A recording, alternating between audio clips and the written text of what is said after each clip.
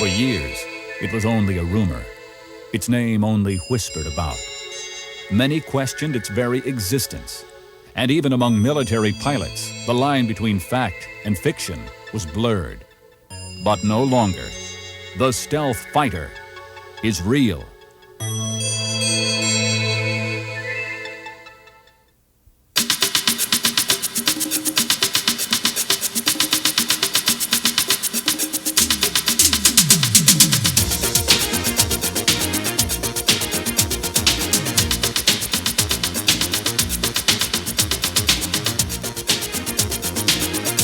It is unusual, angular, perhaps even sinister looking in its black paint job.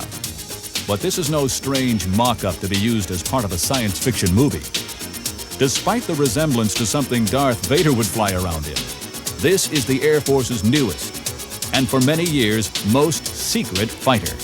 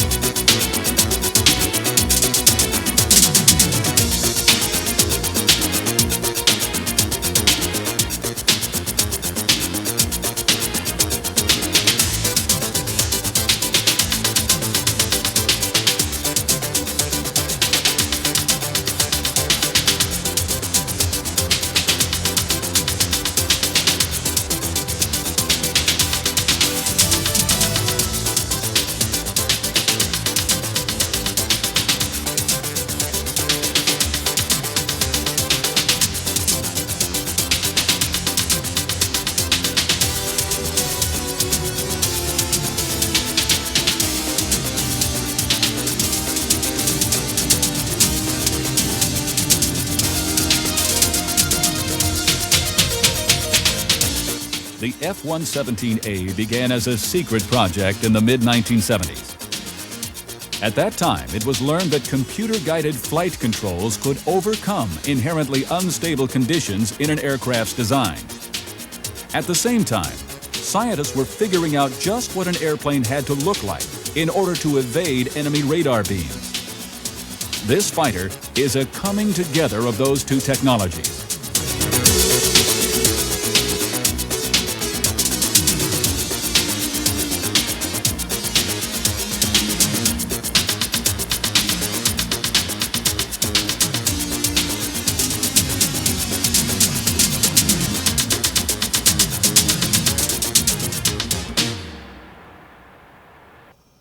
The F-117A is built by the famed Lockheed Skunk Works, that super-secret cadre of designers that gave us the SR-71 Blackbird.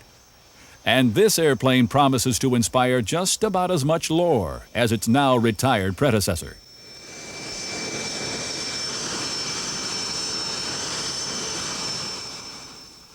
While the F-117A looks exotic, much of what makes it go are off-the-shelf components. It uses the same engine as that powering the FA-18 Hornet. Its flight control system is similar to the F-16's. The ejection seat is from the F-15. And the inertial navigation system is the same one used in the B-52. All that commonality made it possible to get the fighter built and flying within 31 months of the first go-ahead. Most of the new technology went into the radar-absorbing materials in the angular shape. The airplane also sports such exotic advances as mesh to cover the engine inlets, wide vents for the engine exhausts, and the special canopy that keeps the pilot's helmet from being picked up on radar.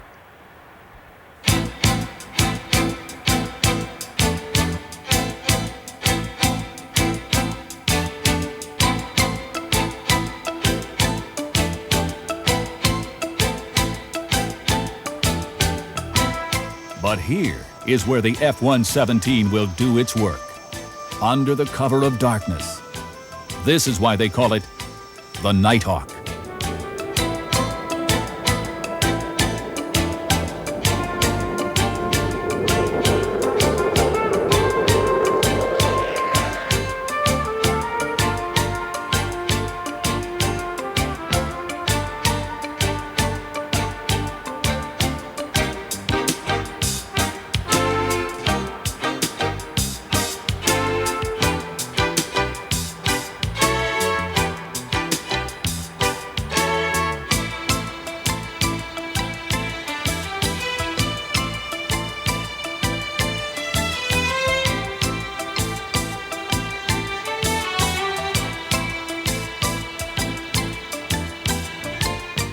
Even at night, the normal fighter-bomber will go in at low levels in order to avoid radar.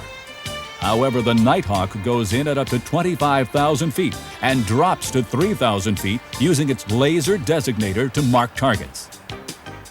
Because the F-117 does not have to engage in violent jinking maneuvers during the attack, weapons delivery is a smooth, silent, deadly process.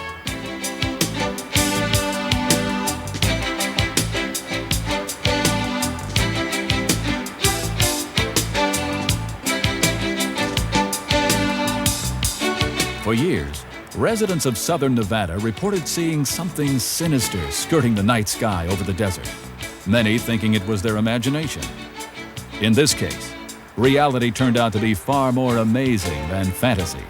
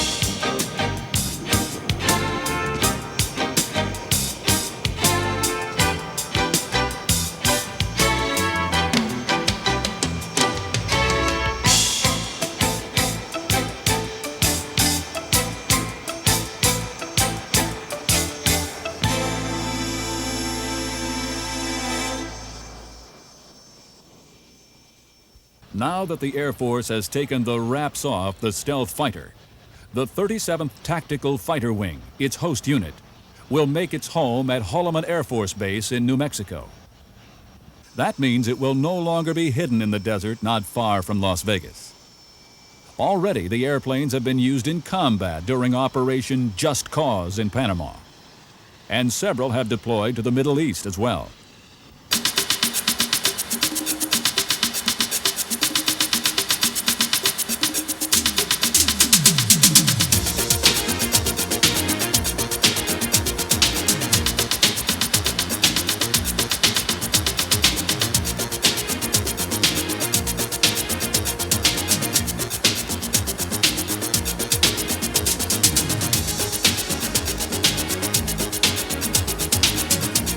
At this point, there are still many things about the stealth fighter that are classified.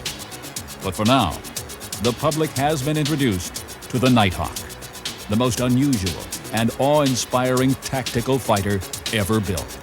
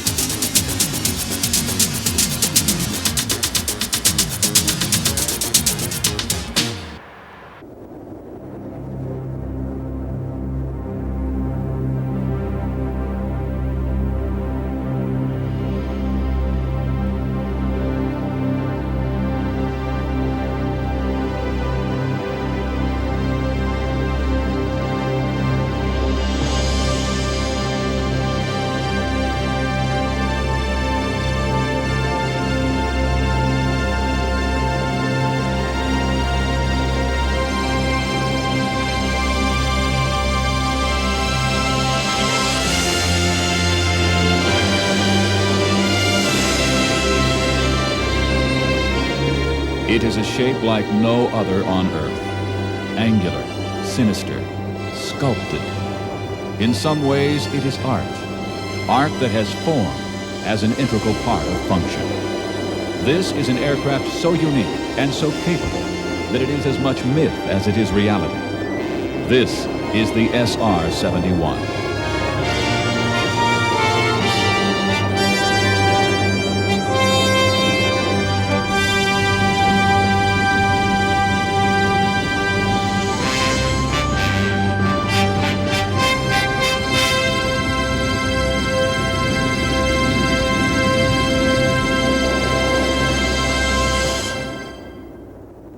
Marysville, California, a peaceful little hamlet in the northern portion of the Sacramento Valley. Life goes on here much as you would expect it to in any slice of small-town America. But one senses that people here do have an awareness that something special is going on, not too far away. If for no other reason, there is an unmistakable sound that emanates from the valley.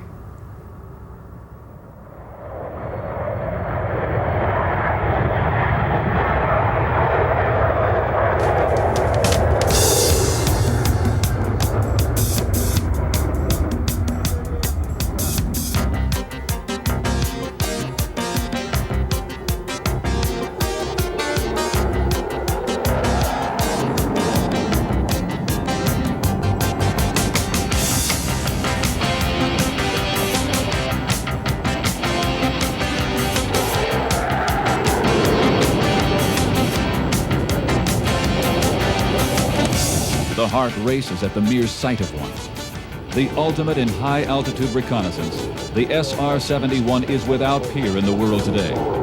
Yet few people really know what this airplane is all about, what it's like to fly, and how much of what we hear is myth and how much is reality. Join us as we go behind the scenes to clear away some of the mysteries surrounding the SR-71.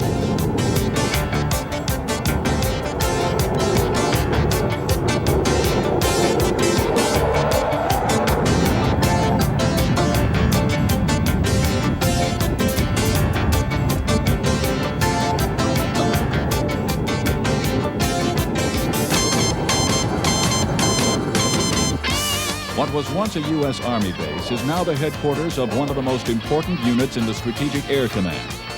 Welcome to Beale Air Force Base and the 9th Strategic Reconnaissance Wing. Where flying at 3 times the speed of sound above 80,000 feet is common practice.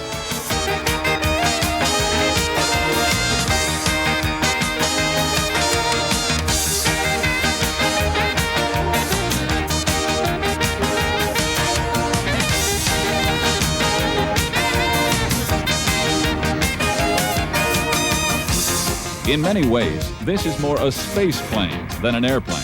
As you will see, it operates in that thin layer of atmosphere on the very edge of outer space. For the pilots, there is nothing quite like it. Let's learn about this special bird and the special people who fly it.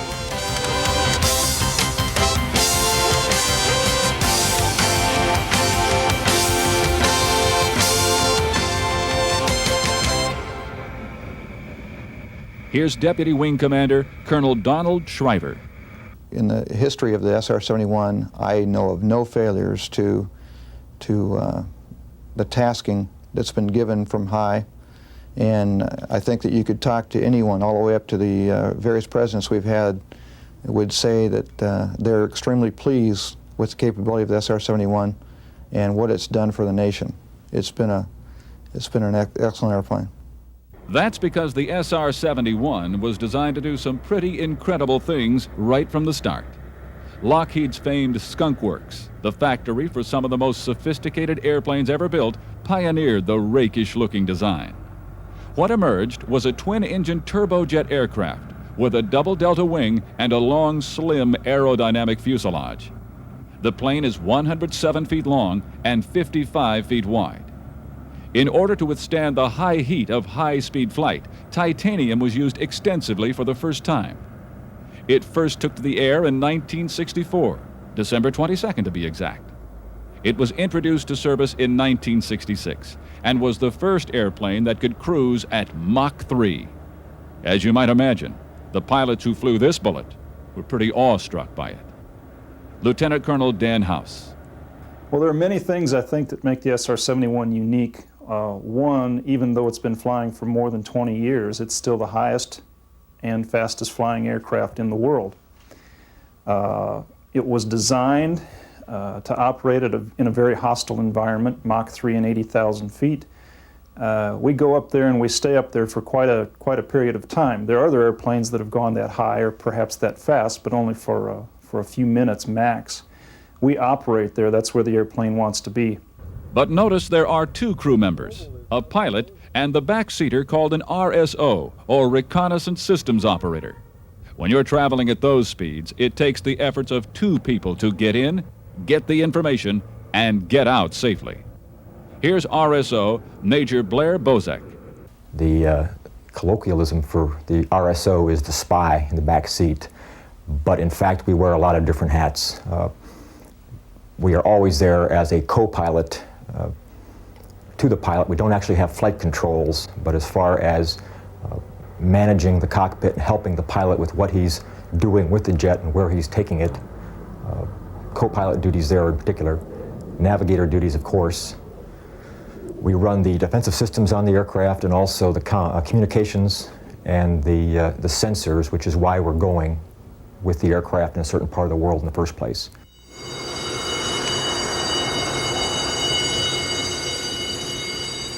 In order to join Lieutenant Colonel House and Major Bozek among the select crew members of the SR-71, you have to show you can handle this airplane first. This is the training SR-71. Notice the extra cockpit fairing. In order to even be allowed to fly in this airplane, you have to be, well, not perfect, but almost. SR-71 crewmen must have a minimum of 2,500 hours, be a volunteer, and undergo the extreme scrutiny of security checks, medical exams, and professional performance reviews. The aircrew that we have always had in the program are hand-picked. They are all volunteers. And interestingly enough, they are basically picked by the other members of the squadron. The guys that are doing the job are probably the most competent to decide who should be helping them do the job. And we have a unique organization in that we have a very, very large voice in who comes to go work for us. In addition, the folks that designed it, built it, and maintain it, and allow us to do our mission are all very highly motivated, working to the exact same goal, and very well trained. The picture of every SR-71 crew member adorns the walls at Beale. It is a select fraternity. Behind me on this board is a chronological order of crews from day one through the present time. The total pictures behind me of all the SR crews for the last 20-some years still is fewer in number than the current NASA astronaut corps.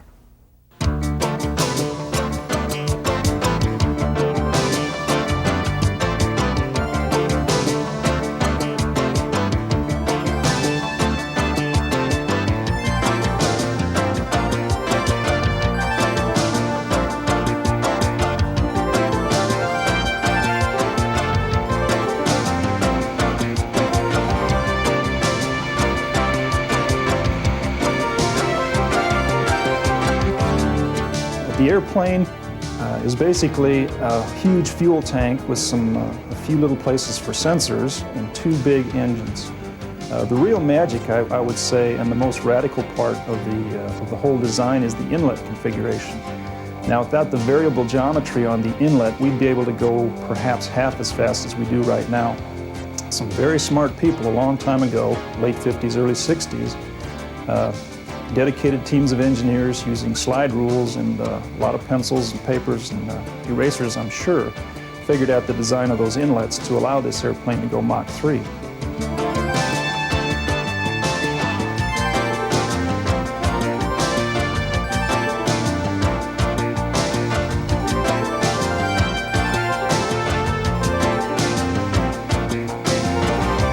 And now, it's time.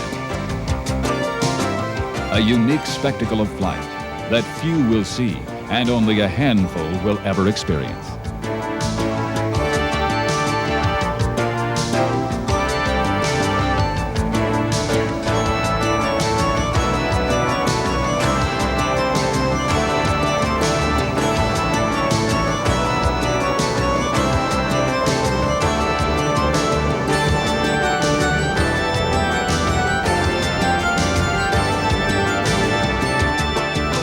Once the SR-71 is airborne, the mission begins to unfold. And that can mean going anywhere in the world to have a look with cameras and other surveillance devices.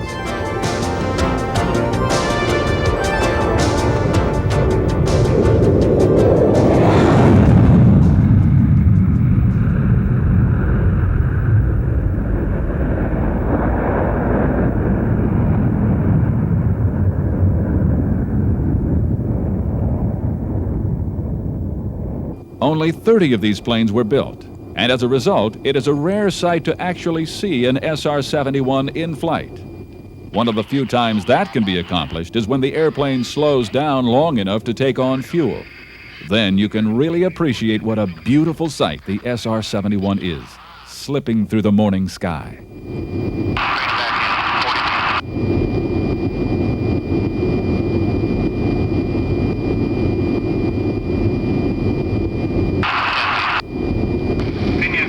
Contact Sully Center 322.5. Ground 1 is clear to maintain block 200, blocking 230. Ground 1 is flight level 210. While it looks routine, this is a ticklish process.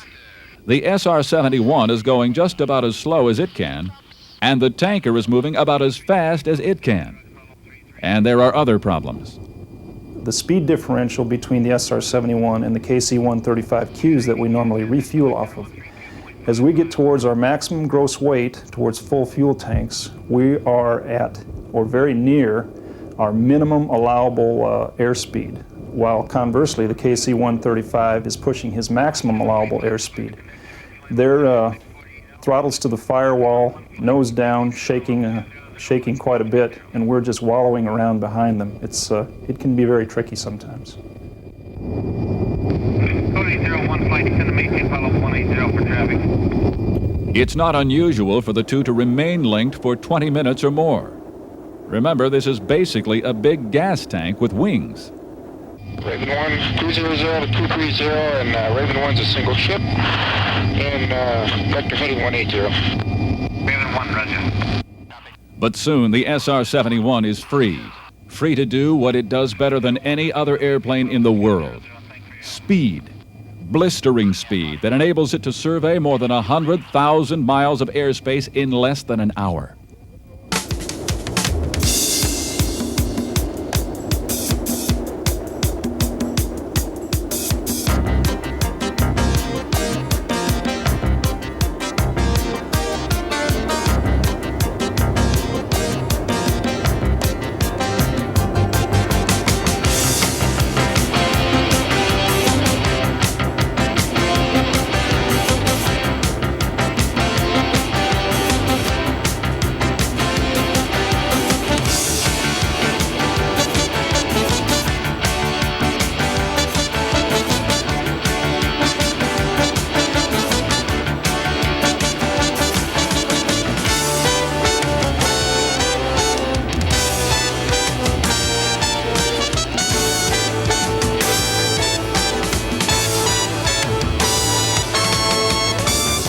As you might imagine, this sort of performance broke many a record. The most famous, perhaps, was a flight from New York to London in a staggering 1 hour and 54 minutes. The Blackbirds have set more than 7 speed and altitude records, and one gets the feeling more would fall if some of the airplane's highly classified missions were ever made public. And yet it remains a very flyable airplane. From a pure pilotage standpoint, I'd say the airplane is fairly easy to fly, although you have to temper that with the fact that I've been doing nothing but flying Air Force airplanes for the last 16 or 17 years. The airplane is fairly docile, low speed and low altitude, although the controls are fairly heavy. And once you get the thing supersonic, climbing up to our operating speeds and altitudes, then it handles very, very well.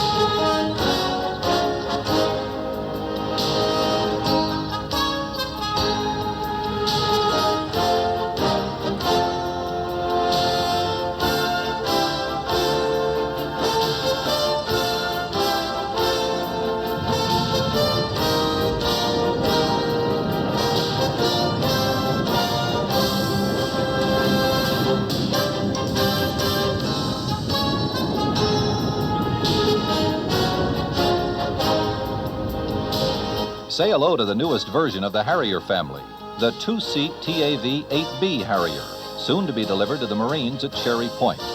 Of all the airplanes in the inventory of the free world, the Harrier stands alone, literally. It is unique in looks, performance, and mission capability.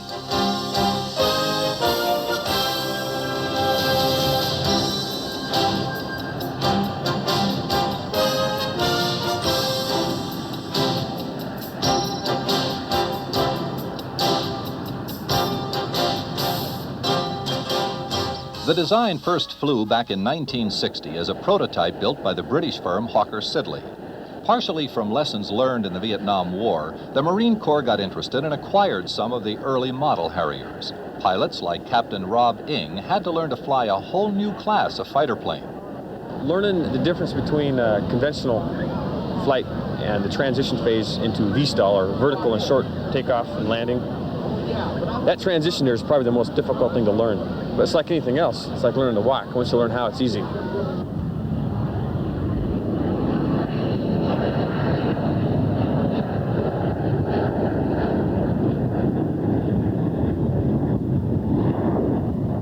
This kind of performance is made possible by the remarkable Rolls-Royce Pegasus engine, which puts out 21,000 pounds of thrust. The B model began flight tests in 1981. And while it may look similar to older Harriers, there are big differences, including the wing, several lift improvement devices, and totally updated avionics.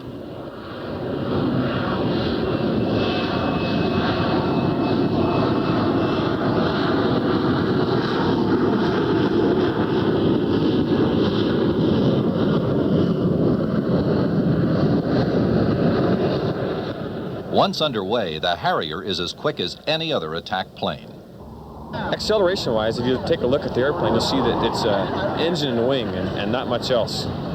Acceleration, either from the deck or acceleration from the hover, is unbeatable. There's nothing accelerates from the stop as quick as the Aviate. It's just put the power up, your head goes back whether you like it or not. It's going to go back. What makes the Harrier so important to the Marine Corps is its ability to remain close to the front lines. After all, close air support is what the mission is all about. First to fight, always ready, first one's in, land the landing force. Well, that is true. That's what the Marine Corps is designed for, is to be ready to go any place at any time. Well, there can be a conflict going on, but there may not necessarily be a runway. Like, the Russians can target every airport in Europe, but they can't target every 1,000-foot section of roads. And the Harrier can launch with full internal fuel of 7,500 pounds and nearly 10,000 pounds of external stores. While the vertical takeoff mode is certainly the most mind-boggling aspect of the Harrier performance, a more often used method of getting airborne is the short takeoff roll. The AV-8B can also be found at the Marines' second home, at sea, where, again, the short takeoff and landing mode is the preferred method of getting airborne. Marine Harriers have just completed a successful deployment to the Aleutian Islands, proving the AV-8B sea legs are in pretty good shape. But the undisputed leaders in putting Harriers out to sea are the British.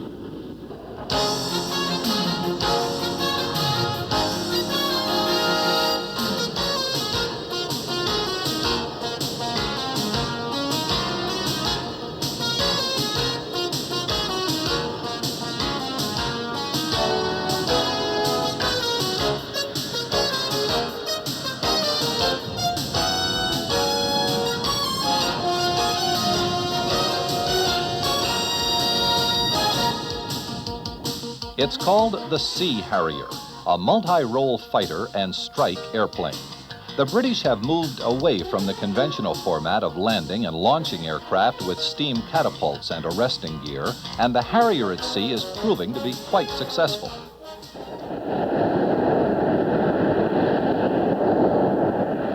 Vertical takeoff allows the Sea Harrier to react instantly to an enemy threat. There is no concern about things like wind over the deck. Rapid launches are possible using 50% of maximum payload. But like the Marines, the British also use the short takeoff, which allows for even higher payloads. In 15 seconds, you're airborne with full war load from a 500-foot flight deck. Not bad.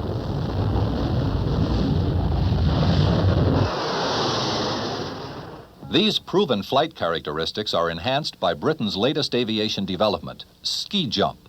This allows slower takeoff speeds, easier handling, and payload can be doubled.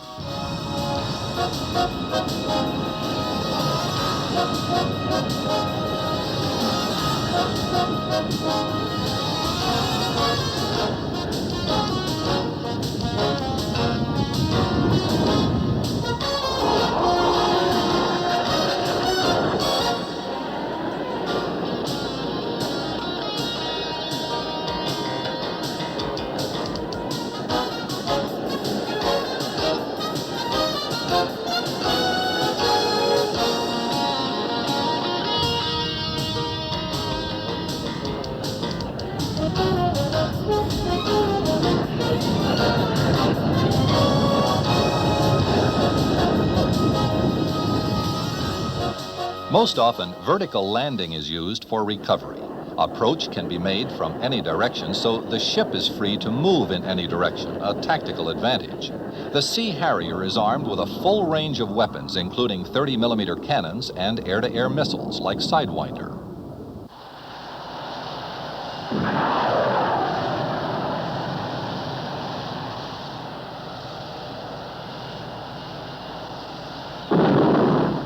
It can also use the Sea Eagle standoff anti-ship missile, which is as dangerous as the often touted Exocet.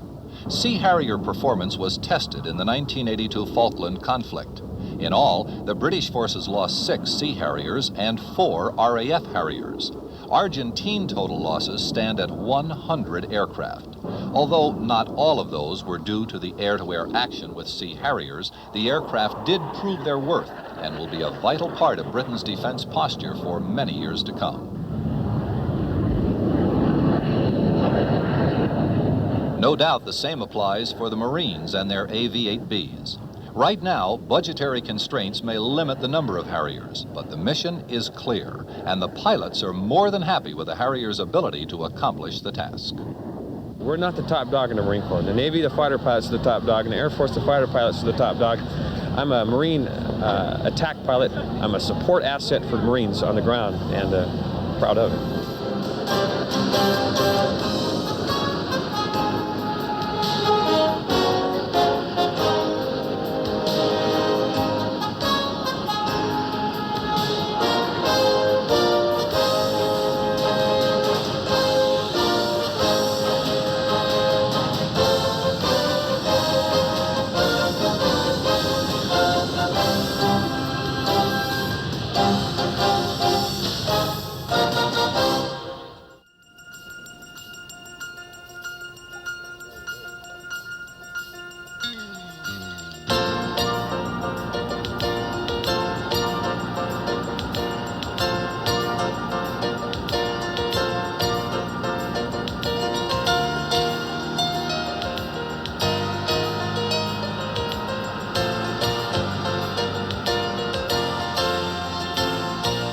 The sun rises over the Arizona desert, shimmering above the A-10s of the 355th Tactical Fighter Training Wing.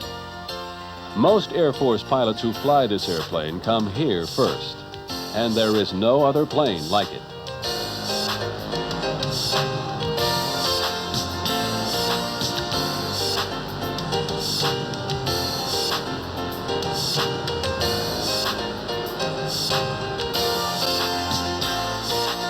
It was initially called the Thunderbolt II, in honor of another great Thunderbolt from Republic that was famous for the punishment it could dish out as well as take.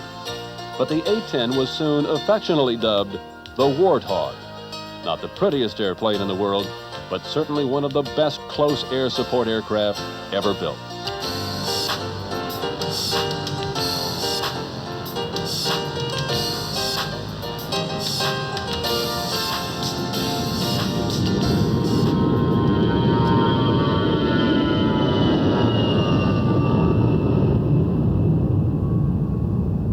This is Davis-Monthan Air Force Base, an airfield steeped in the history of aviation.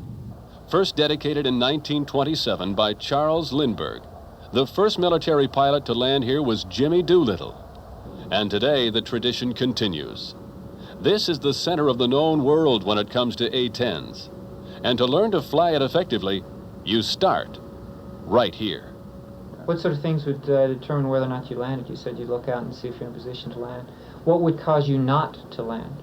Well, when I initially do the bowl face and bring the power up there and go around, I'm going to be in a leveling off kind of mode, and I'm going to be getting a lot closer and a lot steeper, so I may be in a position where I have to push over to land. I wouldn't want to do that.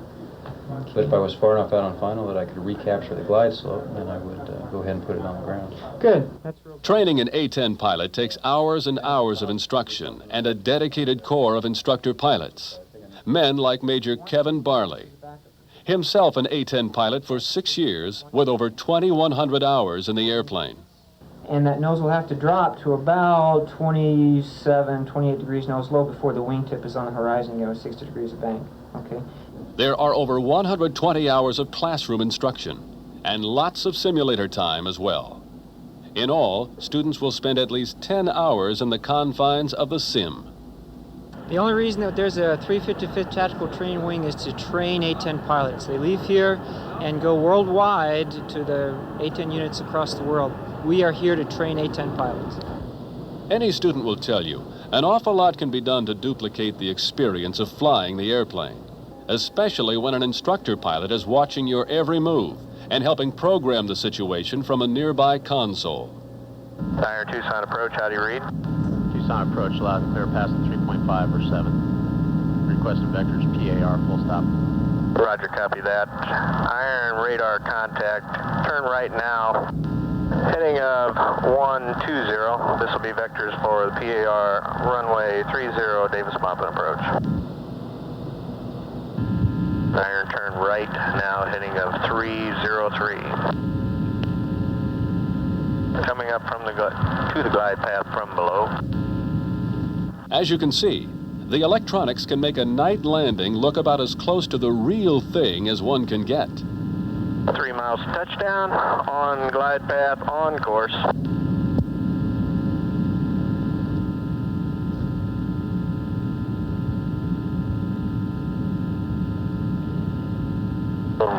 Nice touchdown. The relationship between the instructor pilots and the students is a key element in the process. The Air Force already has lots of money invested in the prospective A-10 pilot, and every effort is made to see that he is successful. Lieutenant Jacques Pouchet will soon be posted to an operational squadron in England. The many hours spent with instructors like Major Barley have given him a good deal of confidence. Well, the hardest part is that the first time you're in the jet, you're by yourself. So there's nobody there to fall back on. You've got a lot of things that you've got to learn right off the bat because they can't fly you until you've learned all there is to know about the airplane, all the airplane systems, how it handles, how it flies, and that kind of thing. And then the first time, you're in there by yourself. And you just have to fall back on what you've learned in that first couple of weeks. We'll learn more about the training in a moment. But first, let's find out about the A-10. The story of the A-10 really began here, in the skies over Vietnam. Aircraft like the F-4 Phantom did an admirable job, but it was not the best close air support airplane. It was never designed to be. Neither, for that matter, was the F-105 Thunder Chief. In fact, most of the airplanes used in Vietnam were not initially designed for that job. There were limitations in either loiter time, payload, speed over the target, or accuracy. The A-10 is the first airplane designed from the ground up for CAS. From the beginning, the A-10 was designed as a ground support airplane. It's not a perfect airplane, but it's real good at that job. So it, as we were talking before, has a lot of weapons carrying capabilities, a lot of loiter capabilities, very easy to maintain. You can get in and get out of small strips. A lot of design characteristics that are desirable for all airplanes came to the A-10, I think largely because of the lessons learned in Vietnam. The Warthog was designed to cope with the problem quite well. Start with the twin TF-34 GE-100 engines. Each are mounted high on the fuselage to minimize the danger of foreign object ingestion. And their separation helps keep a hit on one engine from being a hit on both.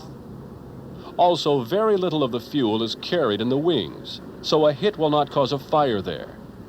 The flight controls are triple redundant, and there are 2 sets of primary hydraulic controls. All of the construction is rugged, built around triple spars.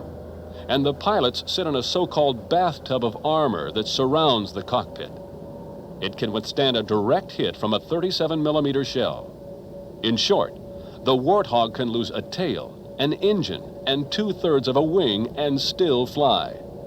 The pilots who have to take it in close appreciate all the extras. All those things are nice, but they are almost the last step defense. What you want to do is not be seen. And then if you're seen, be unable to be hit. And then if you're hit, of course, the survivability features are what's going to help you bring it back. The key to the A-10's power projection is the 30mm 7-barrel Gatling-type GAU Avenger gun. There is nothing a tank fears more. No problem at all with the gun doing a lot of damage to whatever it hits, including armor, and very deadly, very lethal, very accurate. Now that we know all the background on this remarkable airplane, let's go flying and see it in action.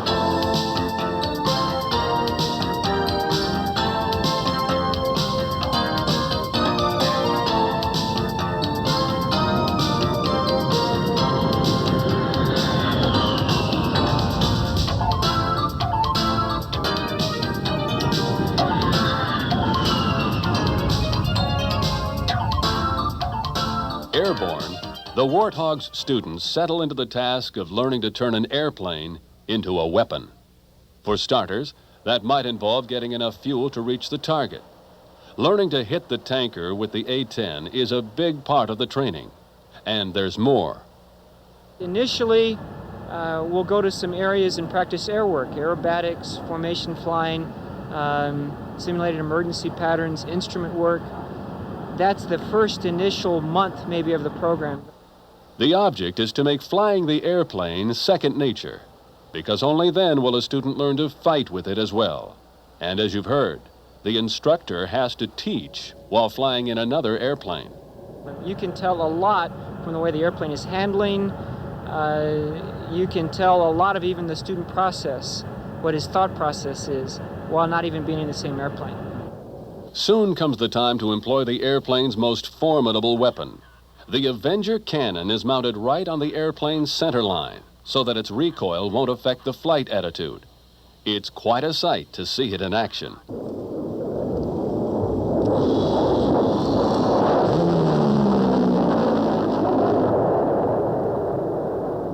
The gun can fire at a rate of either 2,100 or 4,200 rounds per minute. Each shell is the size of a small milk bottle and has a tremendous amount of kinetic energy. The Warthog can literally tear a target to pieces. Jacques Boucher remembers the first time he pulled the trigger. You hear a lot how much it shakes the jet, and the smoke blows by you and you get the smell of the gun gas. But the first time I fired it, I was concentrating so much on the target and hitting the target that I'd pulled off and was on downwind coming back for another pass when I really realized that that was the first time I'd fired the gun.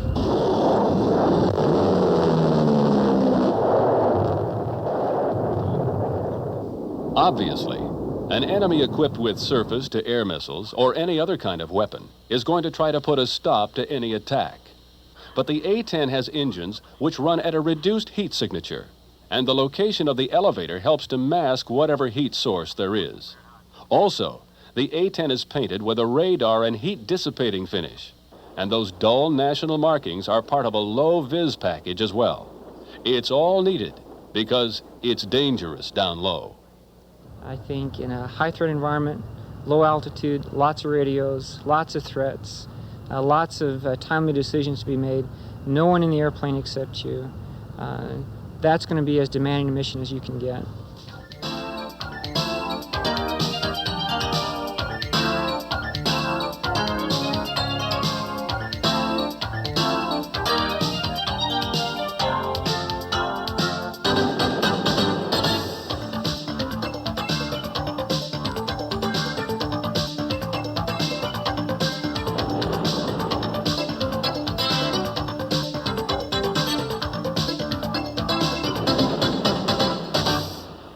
course, the A-10 was not designed to fight other aircraft. At a top speed of only 450 knots, one might tend to worry about self-protection. But the A-10 can turn on a dime, which means any attacker could at some point come face to face with one of the most deadly cannons in the world.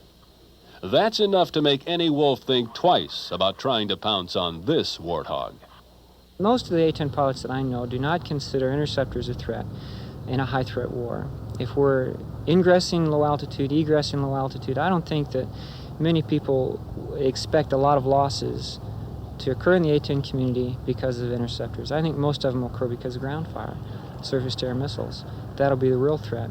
If we're at a higher altitude ingressing and egressing, then I think we'll have more to worry about with the interceptors. But just to make sure, air-to-air training against dissimilar aircraft is part of the syllabus as well.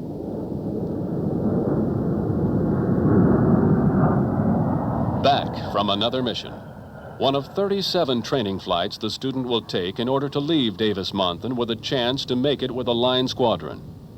With another mission in the bag, the Warthog will soon be cooling its gun along with the Arizona desert. But the next sunrise will bring new missions and new roles to perform.